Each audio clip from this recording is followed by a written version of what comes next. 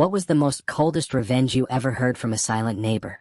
For 6 years, Mark tolerated his neighbor Derek. They lived in a quiet suburban neighborhood, but Derek was anything but quiet.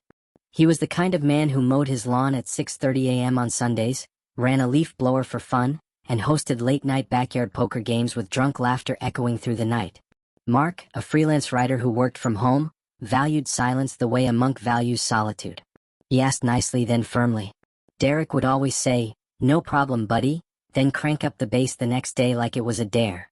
The breaking point came in late October, when Derek hosted a Halloween rave in his backyard with floodlights, subwoofers, and a smoke machine that set off Mark's smoke detectors for hours.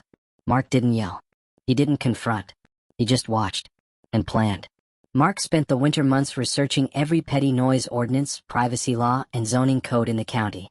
He quietly installed soundproofing in his home office and bought a directional speaker, a long-range acoustic device, LRAD, the kind used for crowd control. Not illegal, just misunderstood. In spring, Mark began small.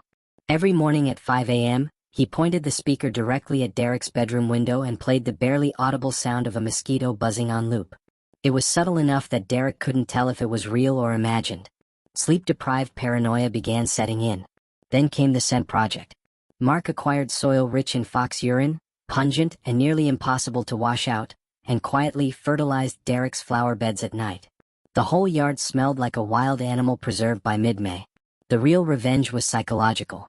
Mark created a fake email account and began sending Derek letters, supposedly from the HOA, citing complaints from multiple neighbors about noise, yard maintenance, and alleged code violations.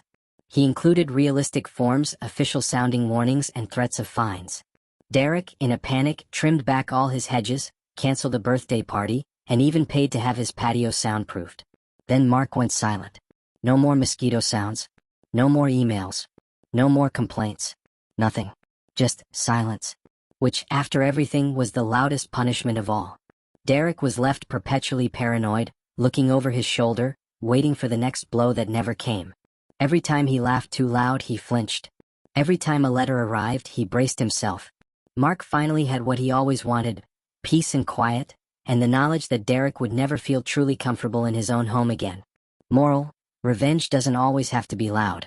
Sometimes, it just needs to be smart and very, very patient.